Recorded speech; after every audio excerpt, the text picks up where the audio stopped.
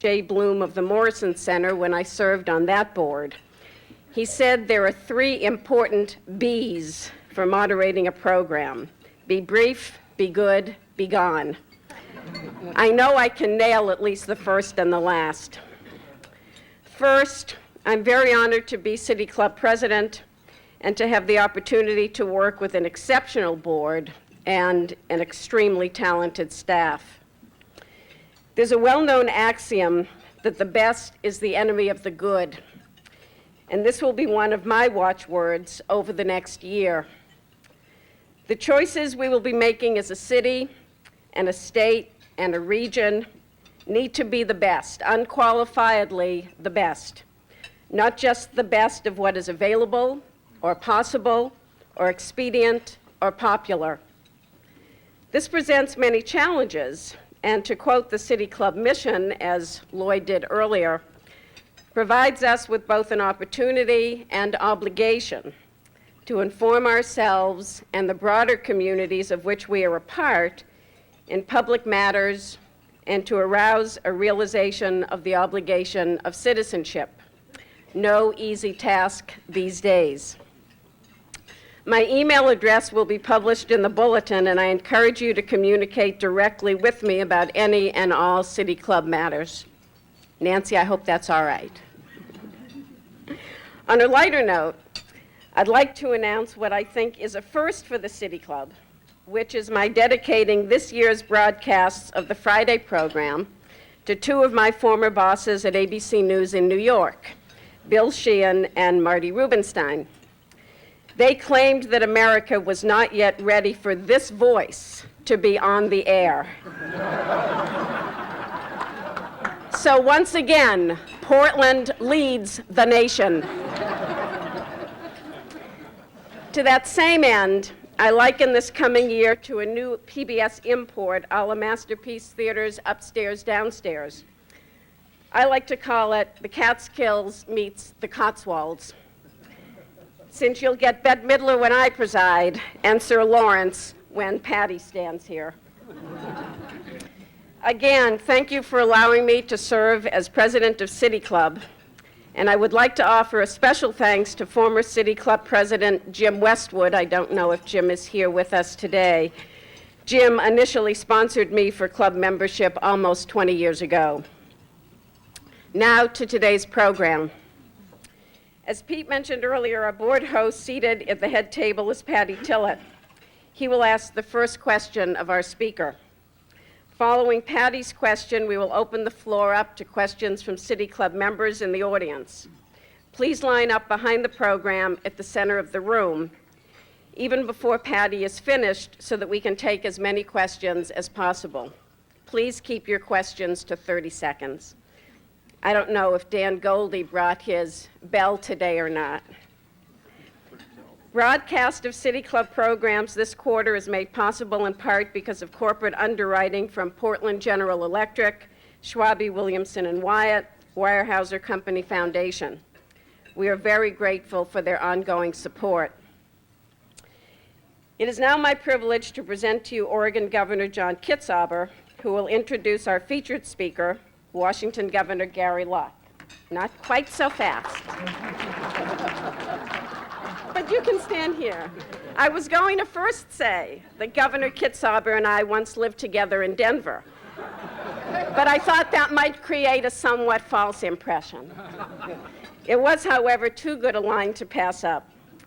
We were, in fact, in Denver at the same time, both of us associated with the University of Colorado Medical Center, and never did I think back then that I would be introducing him to you today.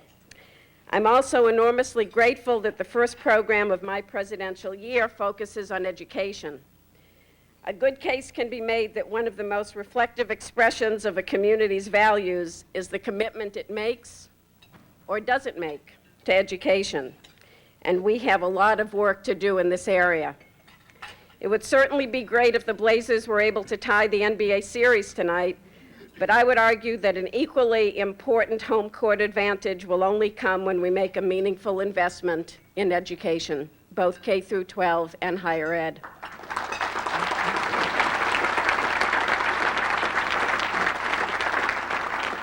And now, Governor Kitzhaber will introduce Governor Locke, who will present his vision for improving public education in the Pacific Northwest. Governor Kitzhaber.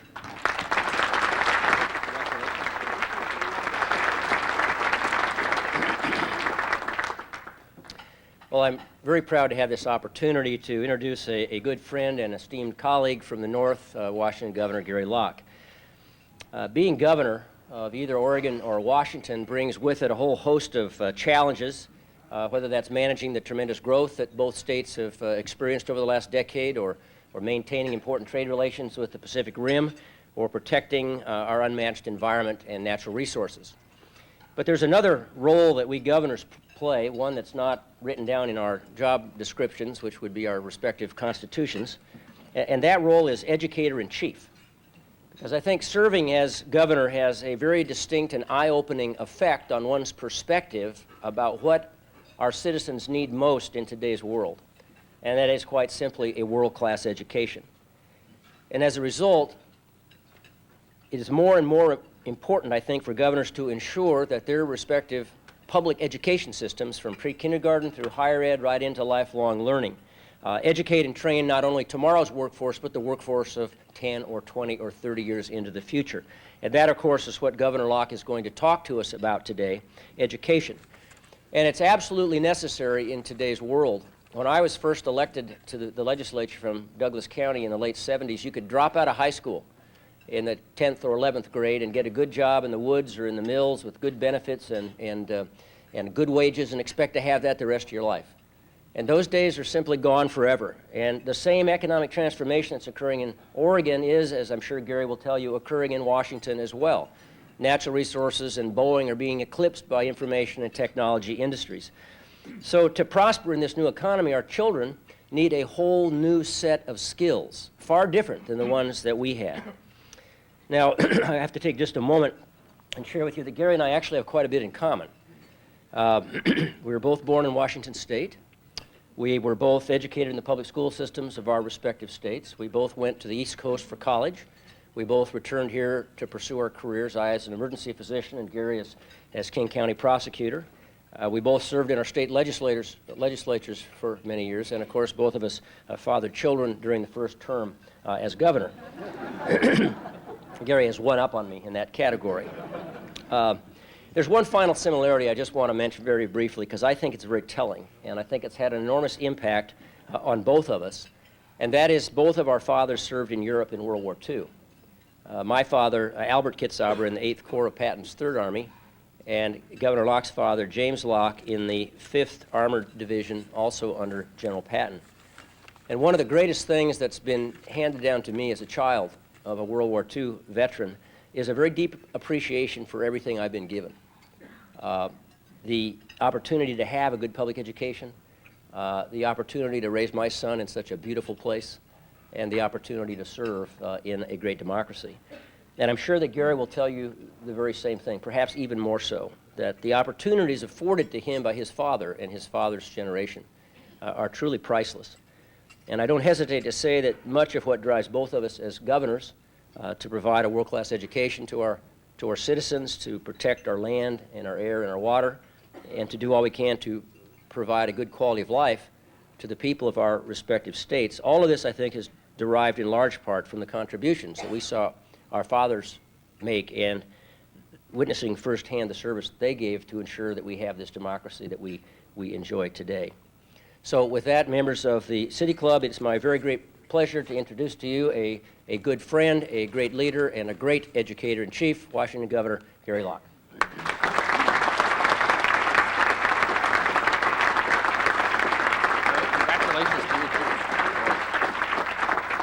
Well, thank you very much, John. It's really a pleasure to be here, and I want to thank you for that introduction.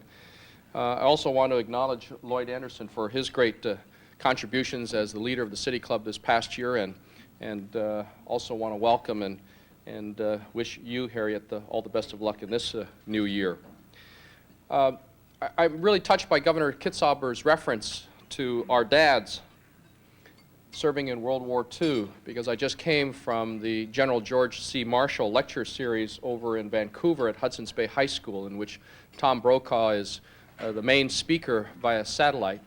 He's on his way to Vancouver, Washington through Portland International Airport, and he'll be here tomorrow.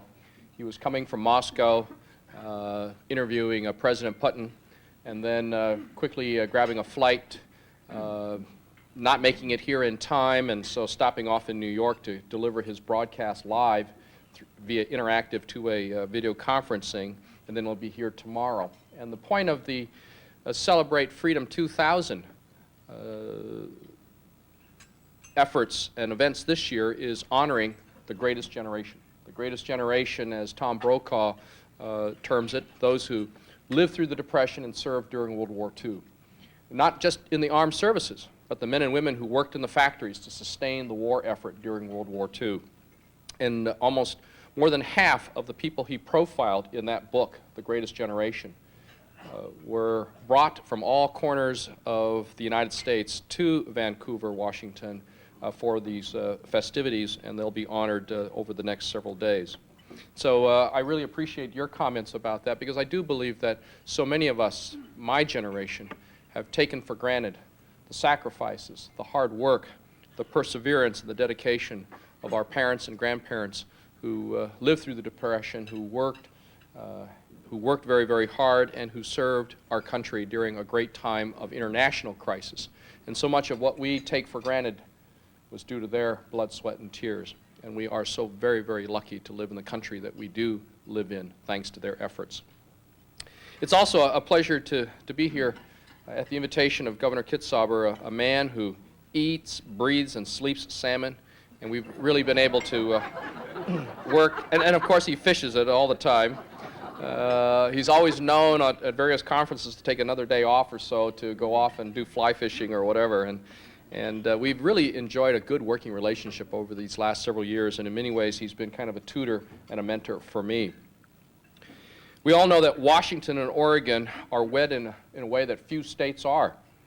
And I'm impressed with just how well we have worked together in protecting our Columbia River, our salmon, our environment, how we're working on international trade, because we in the Pacific Northwest are perhaps more intertwined and more linked economically to the Pacific Rim countries than most other states. And I'm also pleased to be here at a City Club function, because I know that City Clubs throughout the United States, and particularly in the Pacific Northwest, form the foundation of our communities. They stimulate discussion, they focus on the issues of our communities, and help us move forward, especially as we move into this new 21st century. I see the function of these clubs and the function of government actually to be somewhat the same, to get ready for the future, to prepare our communities to be there, ready to catch the ball instead of struggling to catch up. And it's our job, all of us, as civic leaders, as involved citizens, to look 20 years ahead and to see where we want to be, and therefore what we must do now in order to get there in time. Just look where we were 20 years ago. 20 years ago, Microsoft Windows was first shipped. 20 years ago, Microsoft Windows was first shipped. And where are we now? We're buying groceries and shopping for groceries from the home. And where will we be 20 years from now? It all depends on the choices that we make today and tomorrow. For me, education is the key. And when you think back about the contributions of the greatest generation after the war, after the Korean War, after people served in the military, they were able to benefit from the GI Bill. The GI Bill. My father was not able to take advantage of that because my grandfather believed that when my father came back from the war that it was time to get a job, support a family, get married, and to make ends meet. Right after the war, my dad went to Hong Kong where he met my mom and they got married. He brought her back to the United States, and my mom learned English at the same time that I learned English in kindergarten, she to become a United States citizen. And our parents, while they were not able to ever go to college or take advantage of the GI Bill, emphasized the value of education. Well, it's our obligation, our privilege, I think, to honor the democracy that the heroes of the greatest generation preserved for us by making sure that we guarantee that our states are lands of opportunity where people can make choices. And to me, that means two things. Making sure that our children get the very best education that we can provide so that their possibilities are limitless. And number two, as John indicated, we've got to make sure that all of our adults have access to lifelong learning so that their possibilities, too, will be limitless. Because education is the great equalizer. It's the Excalibur of opportunity. When I was elected governor, I said that we would move heaven and earth to create the very best education system in the country, to have a world-class education system. And we're certainly rearranging some mountaintops, because education is the key to our future prosperity and maintaining the quality of life that we so much cherish. Let me tell you a little story about how education has become even more important all through the years, and how it differs from the story that Governor Kitzhaber was talking about in terms of our ability to get a good paying job upon graduation from high school by working in the mills. A few years ago, shortly after Microsoft stock went public, the husband of a former Washington State senator had a chat with a very close friend of Bill Gates III. And the husband asked the friend if she thought he should buy some Microsoft stock. And she said, and actually this was a family friend of the, or a member of the Gates family. And she said, oh no, I don't think so. Because they really don't have any capital, any assets to speak of. All they have is what's in their brains. Well, that was spectacularly bad advice. And what made it such bad advice was the failure to recognize that what's in our brains is the most valuable asset of all. What's in our brains is the new economy's most important form of capital. It's no longer raw materials, it's no longer even money that new businesses need the most. What they need is smart, well-educated people with new ideas, with creativity and critical thinking. So what's in our brains is the critical source of our future prosperity in this information age, high-tech world 21st century economy. And that's why education is and will always be my #1 priority. Governor Kitzhaber and I both have something in common. We now have young kids. We both kind of started raising a family rather late in life. But I think for us who have been in the legislature and public policy while we've been devoted to education, it's always been on an abstract level. Now that we have kids, it's a lot more real and concrete. Can we ensure that we have the best education system possible so that our kids can truly take advantage of the opportunities that this new world order, this new economy, high-tech economy, offers them? You know, the bell curve has been around for a long, long time. And academic success used to be determined by doing better than others. And therefore, we defined many kids, by definition, many kids also had to fail. Well, I don't accept that notion anymore, because no child should fail. And the success and the academic achievement of one child should not be measured against another child. Because if we even allow a single child to fall through the cracks, we in government, in the school systems, and as communities will have failed. We need, in fact, a system where the success of our kids is hinged upon objective standards. What we believe our kids must and should master to be successful, period. And we must move heaven and earth to make sure that all kids meet these standards. So a system where some kids' success is hinged upon the failure of others must go out the window. In our state, we've committed to education reform with tough new academic standards that have been devised not by the federal government, but not by some educational think tank on the East Coast, but established by Washington State parents, Washington State educators, and Washington State civic and business leaders to reflect what we all know our kids must master to be successful in this 21st century economy. And we must throw out national comparisons. We must resist the temptation to compare our kids against national scores and how well kids are doing in other states. Again, we've got to get rid of the bell curve. We should focus on just what our kids are doing against our expectations, Because what good is it to say that our kids are doing better than the national average if our kids are getting 3 questions right out of 10, and the kids in the other states get 2 questions right out of 10? Let's focus on what we want our kids to know and master.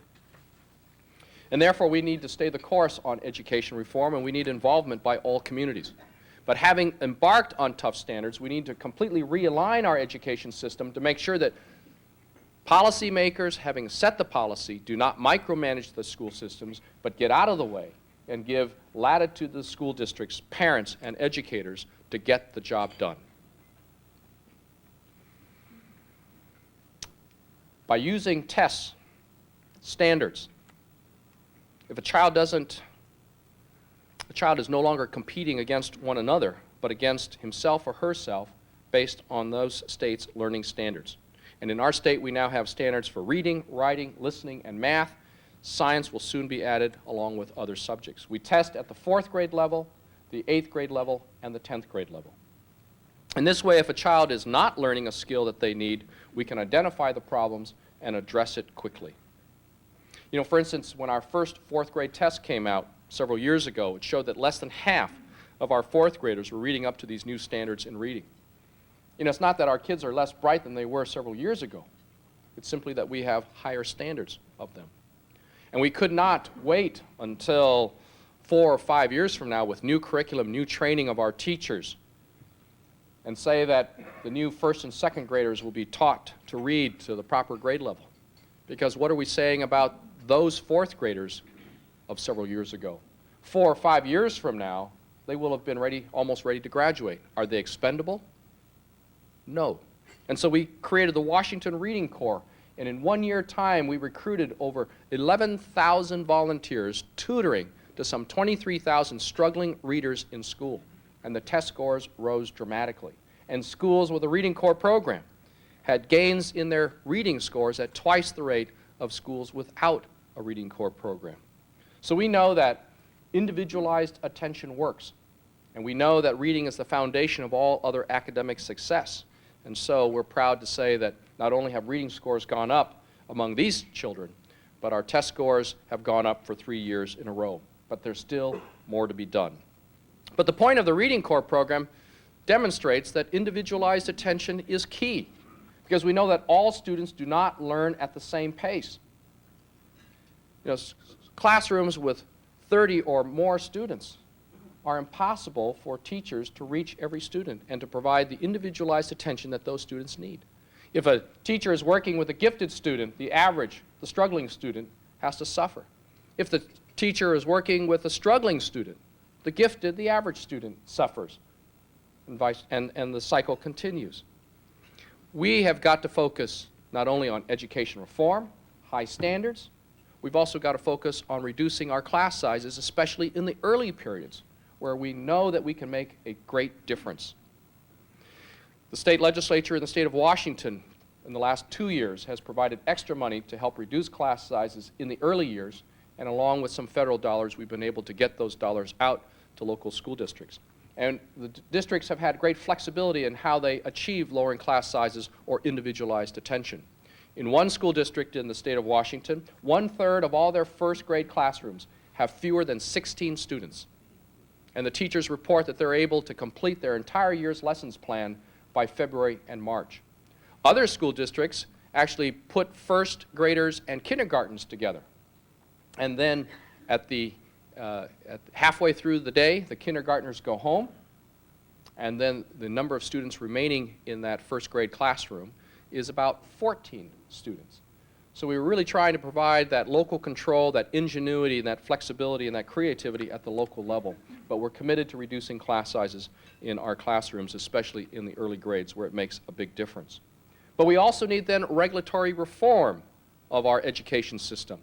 If we expect our teachers and our students to master these new higher levels of learning, we've got to make sure that we give them the freedom and the flexibility to achieve these results and hold them accountable for results. We cannot be so mired in the process that they have excuses or have impediments to achieving and attaining these high standards. We've been really working on trying to provide more regulatory reform and flexibility. It's not something that we have accomplished yet, but I propose to the legislature that schools that embark on virtually school-based budgeting, in which a great percentage of the dollars that flow to the school district would have to flow to the building level, recognizing that some dollars must be kept at the district level for district-wide operations. But if we can ensure that the vast majority of the dollars going to a school district follow the student down to the building level, and then give the decision-making over the allocation of those dollars to the principals, administrators, the educators, and the parents, then we can give them the incentives to tailor instruction programs that fit the needs and the priorities and the peculiarities, the unique circumstances of those students. We call that the Opportunity School District Program, and we propose to make that optional for the first few years. And while the principals and educators greatly supported it, we had some resistance among top administrators and some school boards. But we've got to really focus on regulatory flexibility of our schools as well.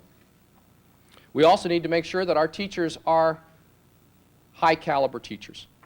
And I'm proud to say that in the state of Washington, we have just passed legislation doing two things. Testing beginning teachers to make sure that they're competent in the subject matters that they'll be teaching before they ever set foot in the classroom.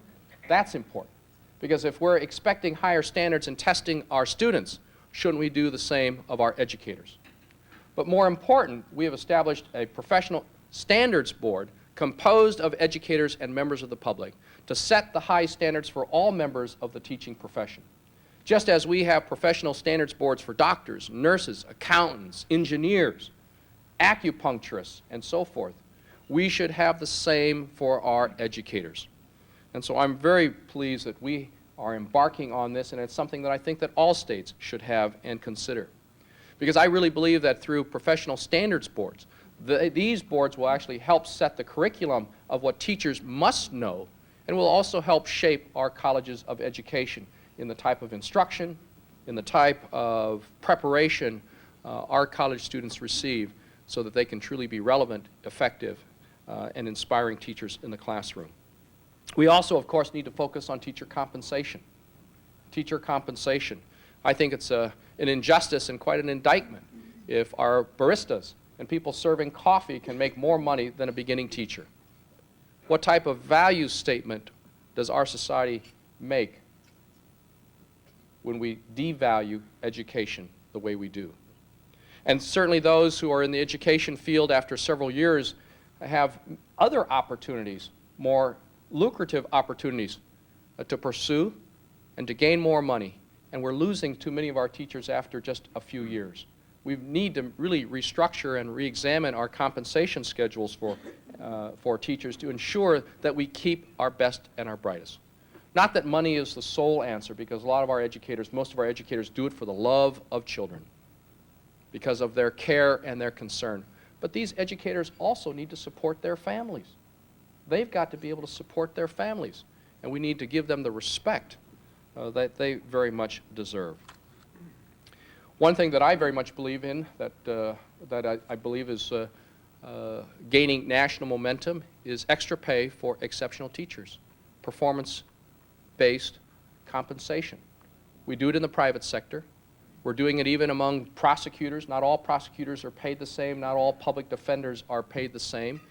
Not just based, and the differentials are not just based on seniority, but even among those who have served as prosecutors the same period of time, there are different grades of prosecutors, different grades of public defenders. And we should figure out a way to compensate and provide extra compensation to those teachers that are exceptional. One program that is sweeping across the country is to give extra pay for those teachers who are nationally board certified. It is a proposal that has been endorsed by Democratic and Republican U.S. Secretaries of Education, by the various teachers' unions all across America, by states, Democrats and Republican governors, members of Congress, and the list goes on and on. Those who have participated in a national board certification process have said it is the most enriching professional development program they have ever gone through. And only half of those who seek national board certification ever receive it. And we in the state of Washington now provide a 15% extra compensation to those teachers who are nationally board certified. That's for the first few years, and then from then on it's a flat $3,500 extra compensation for achieving national board certification. And many companies are helping underwrite the cost to obtain national board certification because it is very time-consuming and expensive. And I think it's really something that more states and more companies and organizations should look into to really promote quality education. But that's just one way of looking at extra compensation for exceptional teachers. There are others, and those need to be examined as well. We have to also focus on lifelong learning. Lifelong learning for the adults who are in the workforce. Because education is not just for kindergarten through 12th grade, but for people of all ages. With the changing economy and the incredible technology, jobs are becoming so much more technically oriented. And better that we train our employees to fill these jobs, to receive the upgrade in skills that they need, as opposed to having companies recruiting people from out of state or out of country while our citizens go wanting, while our citizens are hungering for these good paying jobs but are not able to receive them or obtain them because of the lack of training. In our state of Washington, we have some 8,000 job openings right now in the information technology field. And our colleges and universities are only graduating about 4,000 students a year with the appropriate degrees to fill these jobs. So we've got to do a better job between community, businesses, nonprofits, education institutions, and states to match the dislocated workers who are coming out of our mills and out of our fishing industry, out of aerospace even, and give them the training that they need to take advantage of these good-paying family wage jobs. We've launched a lot of programs in our state, and I'm sure there are many programs here in Oregon, but we simply have to take care of our citizens and give them first opportunity at these good-paying jobs. And that's why I think that we've got to have more partnerships between business and colleges and universities. Let's make sure that our businesses are dictating to our colleges and universities the specific skills that they're looking for among the graduates, and then make sure that the curriculum matches the needs of those businesses. And we can do it with tax incentives. We can do it with targeted dollars to our colleges and universities. We've already started doing that in our state of Washington. The list goes on and on. There is so much to do, but there is a hunger out there for education. And we would be derelict if we do not satisfy that demand and that hunger and quench that thirst. We've got to keep pushing. We've got to keep pushing to make sure that our education system is the best, that it truly is world class. But one thing that we must continue to insist on, because governments can never do it alone, teachers can never do it alone, and school districts can never do it alone, is partnerships. Partnerships with the business and the civic community. Take computers, for example. We hear about all the old computers that are being tossed and abandoned and junked. Why not get them into the schools? In the state of Washington, we have now started a program called Computers for Kids, where businesses are able to donate their old computers and state agencies donate their old computers, and for businesses, they get a tax write-off. We then actually have prisoners refurbishing these computers, taught and trained by our community and technical colleges, and then teams of students get the computers and they install them and hook them up in our schools, learning firsthand how to put a computer system together. And in 2 years, we have delivered and upgraded over 3,000 computers and put them into our schools. That's the type of partnership we need between business, government, and our colleges and universities. You know, we no longer live in a world where a child can have a meaningful adult life without learning both fundamental and advanced skills in our public schools and colleges. We no longer live in a world where teachers alone can take care of the educational needs of the children in our schools. In fact, it's always been a parental responsibility. It's always been, and is even more so now, a community responsibility. But we do still live in a world full of heroes, courageous people, people who care about preserving democracy and keeping America and the Pacific Northwest a land of opportunities. You know, the greatest generation fought our wars and preserved our freedom and democracy. Well, the war that our generation now fights is against mediocrity in our schools and complacency. So when we look ahead 20 years into the future, we can see the kindergartens of today, the kindergartners of today, taking our seats and continuing the legacy of courage, honor, and duty that we inherited from our generation, from our greatest generation. Let us not fail our future generation. Thank you very much.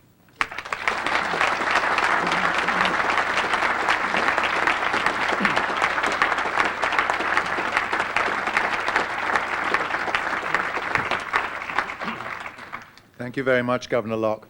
We have a fountain in town, the Skidmore Fountain, and on it is engraved an inscription that says that citizens are the riches of the city, and I think after today's speech we really ought to change that to citizens' educations are the riches of the city.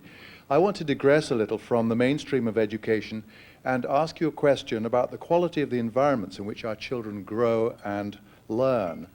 It's now a little over 10 years since Washington adopted its urban growth management legislation, and much longer since we adopted ours. And I know you've been watching both very carefully. If you were asked to advise another state on how to go about doing this whole business of urban growth management, what's the advice you would give them?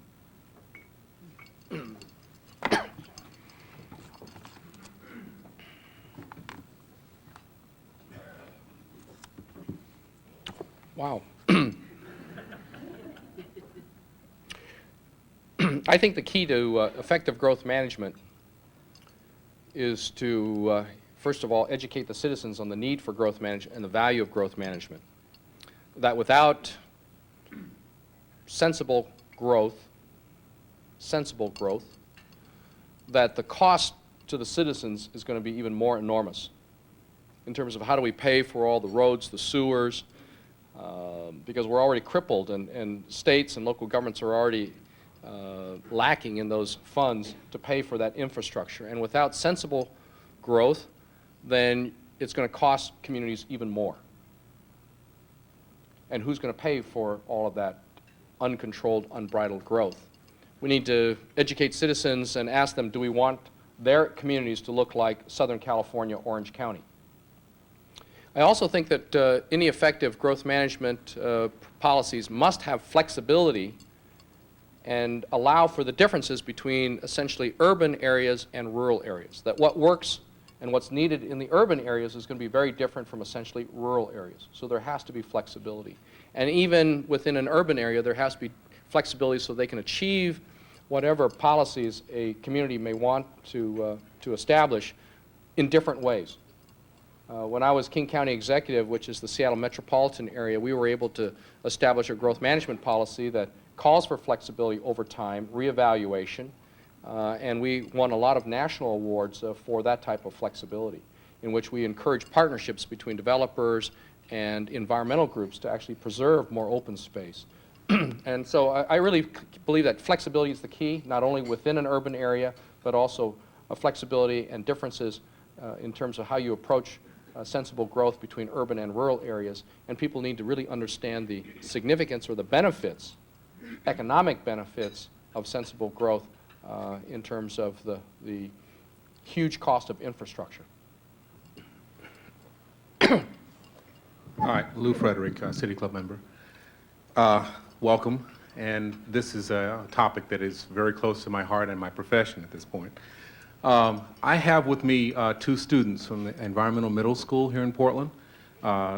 Jessica McClellan, would you stand up? And Katie Stein-Hodges. Both of them are 8th graders at the Environmental Middle School here in Portland, and they're shadowing me today. One of the things that I get a chance to do is to be with students as often as possible. You mentioned the partnerships that are involved in terms of government, in terms of business, in terms of parents. How do you address, and can you address, the concern that students, high school, middle school, feel left out of the discussion? They are not consulted, they are imposed upon. Can you speak to that? How would you address their concern, and what kind of efforts do you see in the state of Washington to get students more involved in the whole educational effort? Well, I believe that one key to helping students understand the relevance of the education system and to try and make it, in fact, more responsive to the students and the needs of students is to have more job mentoring programs or job shadowing programs and work study programs where we have partnerships between schools and the business community, where schools are almost adopted by specific businesses, and there's a huge exchange of people where the members of the business community come into the schools, and then the businesses also allow the students to come into the businesses. Because one thing that I've heard is that students really come away from a work experience with a better appreciation of why subjects are being taught in the schools, or the relevance of what is being taught in the schools. The same thing is very true of getting our educators into the business community as well, so they truly understand the needs of the business community, and so they can begin to shape and tailor their curriculum to better suit the demands and the real-life demands that students will face upon graduation from high school. And I also think that now that with information technology, with the opportunity for people to get good paying jobs even with a high school education, provided they have some skills and training in information technology, that it's even more important than ever for students to get out there to understand the relevance of what's happening and to have these partnerships with various companies in information technology, the software companies, and others. I mean, I've talked to so many computer companies and software developer companies where they actually have high school students still in high school who are some of their best people and who are some of their brains and some of their top consultants. So clearly, you don't need a college degree, a 2-year or 4-year degree, to really make a difference in this emerging technological field, but we somehow have to make the education feel more relevant or seem more relevant to those students. And so I really believe that more interactive exposure between businesses, companies, civic groups, and the students themselves is a key to that. And then getting the teachers out into, educators out in the community is also very important. Good afternoon, Governor Locke. Irwin Mandel, City Club member. Your emphasis has been, as I've ascertained it, on the partnership between business and education, particularly at the college level. You spoke about businesses telling colleges, what sort of graduates they need.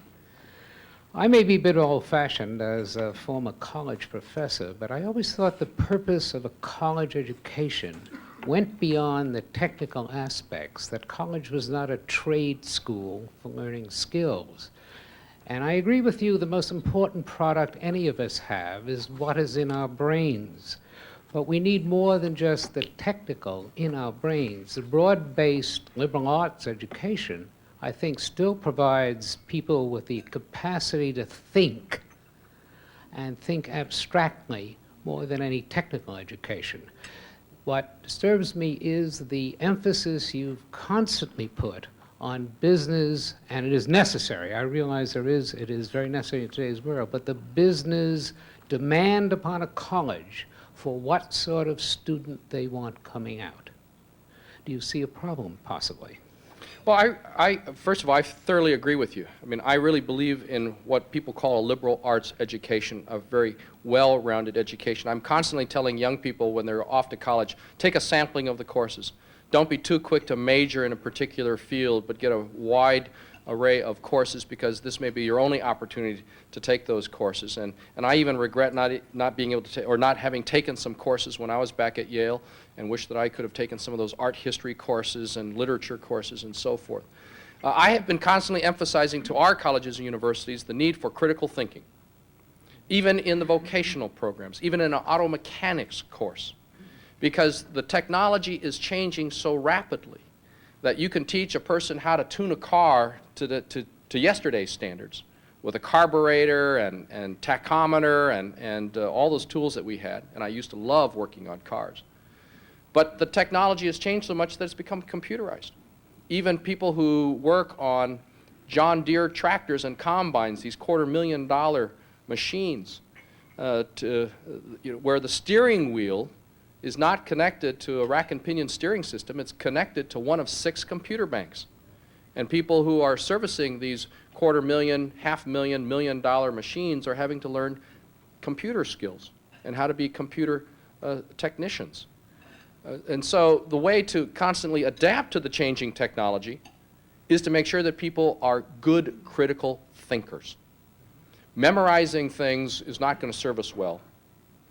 And I've never believed in memorization because pretty soon we'll forget it. We can always look it up somewhere else. But the key is able to communicate and write and think critically. And so I very much believe in that. But at the same time, for instance, we know that there are a lot of courses that people can take that don't require a 2-year degree or a 4-year degree. Can be 6 months or a year program. And we have so many workers who are going back to school at night after working during the day to change professions, to update their skills, to get a new degree, that we need to make sure that if they're taking that time away from their families and they're sacrificing and committing themselves to incredible schooling with all the other demands that they have, that their education is truly relevant. And that with that degree and with that training, they can in fact enter the workforce ready to assume a job and not have to be trained again at the company level. There will always have to be some training at the company level for the unique circumstances and the requirements of a company. But we don't want a person who's gone to a college or university with an engineering degree and to go work at Boeing and say, geez, we've got to completely retrain you or send you back to a different type of school. That's what I'm concerned about. That's the type of partnership that I'm hoping that we can have between business and our colleges and universities to make sure that the curriculum is truly relevant in the technical areas, that the technical programs are relevant. But at the same time, we want people to really be versed in critical thinking because the technology will change 5 or 10 years from now. And the student, the worker, will be successful if they've gotten the critical thinking skills where they can research and continue the research and the education on their own without having to go back to school. Thank you.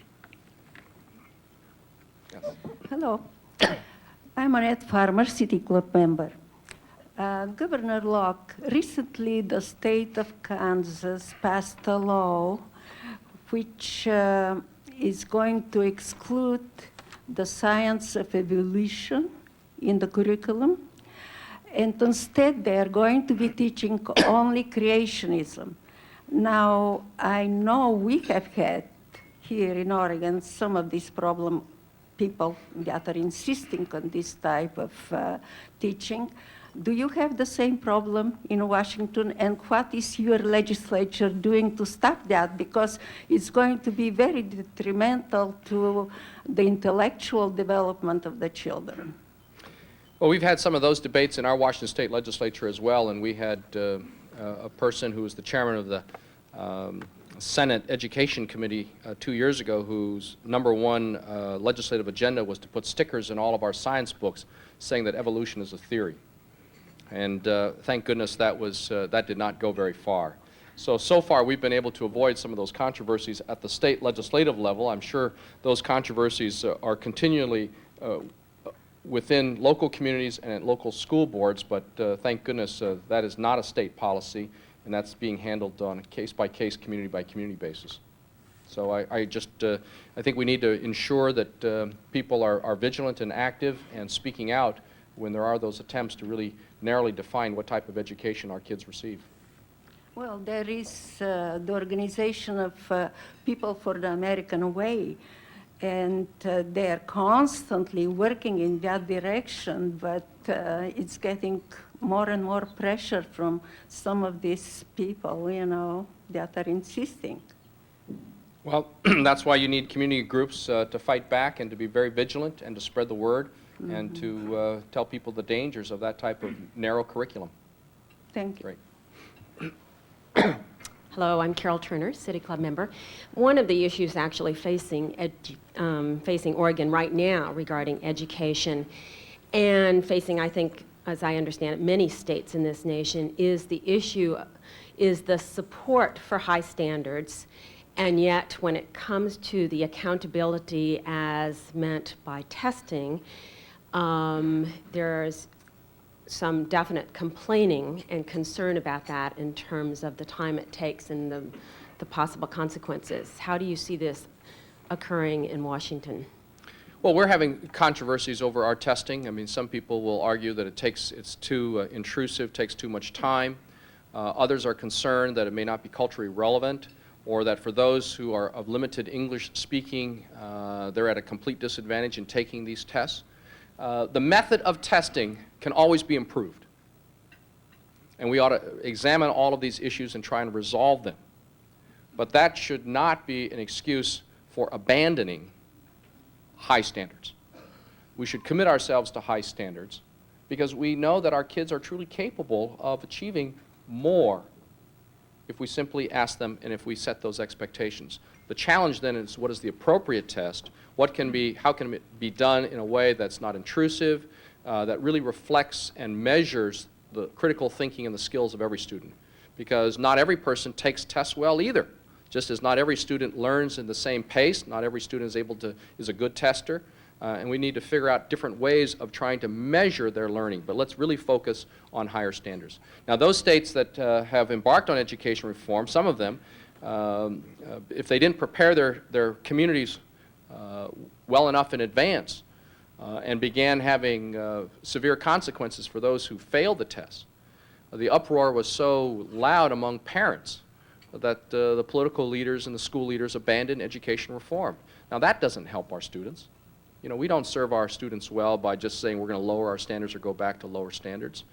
We've got to be committed to tougher academic standards, and the question then is, how do we prepare the communities? How do we tell parents that it's not that their kids are less bright than the kids of 20 or 30 years ago, just that we've raised standards? And how do we do it in a gradual way? Because we cannot shock either the educators, the system, or parents overnight. Great. I have a question that was written down by a member of our audience. I also want to say that we will extend the question and answer period by a few minutes past the 1:15 adjournment hour, just for those of you who need to leave at 1:15. It's a little after 1:10. Question from our audience.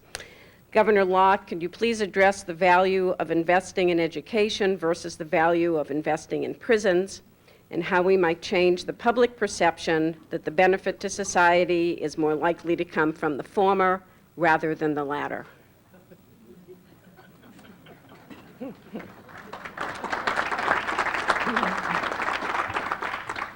Well, it'd be great if we could have a great education system so that people receive the training and the education that they need to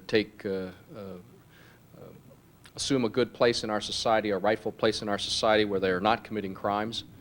Because obviously, if we can educate people, give them the training that they need to have good paying jobs, to be emotionally secure and strong, to be respectful of others, then we can save a lot of money.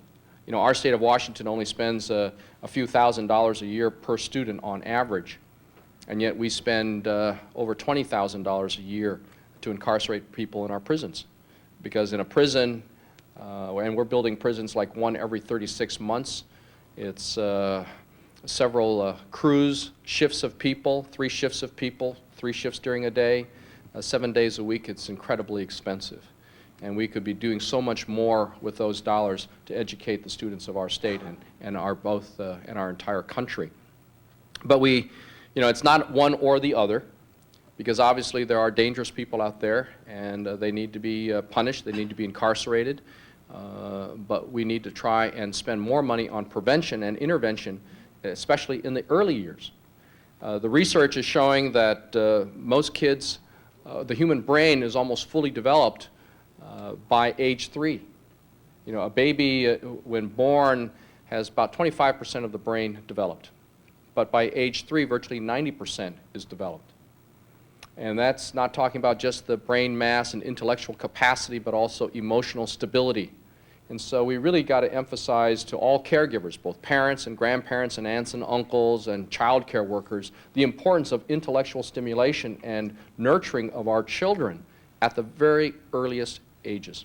Whether it's singing to them, reading to them, holding them, and cooing to them, we've really got to take a stronger investment and interest in the development of our children at the earliest ages.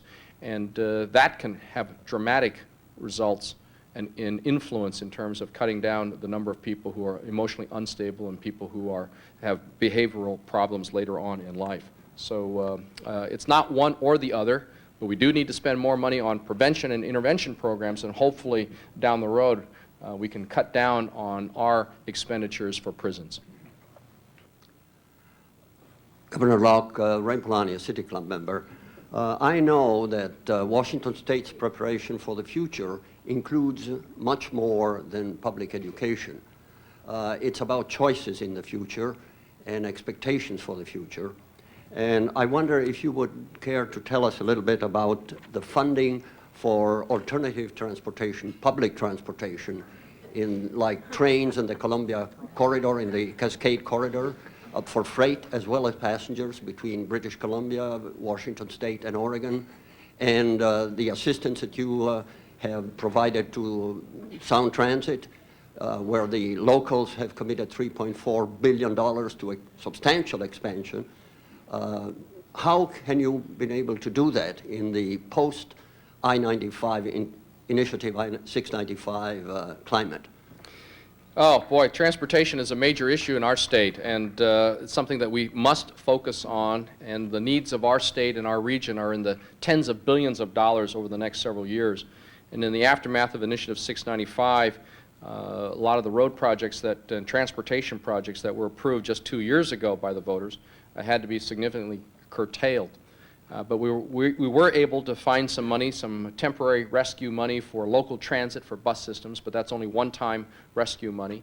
We were able to put money back into the ferry systems to keep them running for a few years without any fare increases, and we were able to provide some dollars back for local and state roads, not as much as had been previously approved, but it's a start. With respect to Sound Transit, we're really just trying to copy what you all have done here in the Portland metropolitan area. And it's also a light rail system. That is locally funded.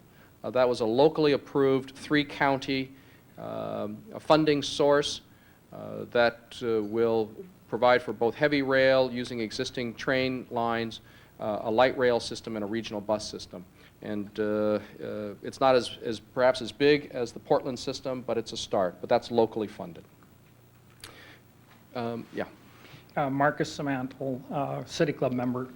I have a grandson with special needs and happens to live in the state of Washington, and I commend you on the programs available for children with special needs. My question, however, is how much does Washington spend on average total spending K through 12 per child per year? Ooh, you know, I should have that figure at the top of my head. I don't. I'll just tell you how much we spend on education. We do 2-year budgets, although it seems like we're revising them every single year. But on an annual basis, our state general fund budget of just state dollars for education is our entire state budget of general fund dollars is about $10 billion a year. Of that, 50% goes for K through 12 education. So we're spending about $5 billion in state dollars alone for education. And the state of Washington is the primary funding source for education. Local school districts are limited in how much they can raise through local levies because our courts system have said that K through 12 education, basic education, is the primary responsibility of the state. And in the past, where we had some school districts getting about 50% of their funding from local levies, the courts threw that out when the levies started to fail. And so we, at the state level, provide virtually half of our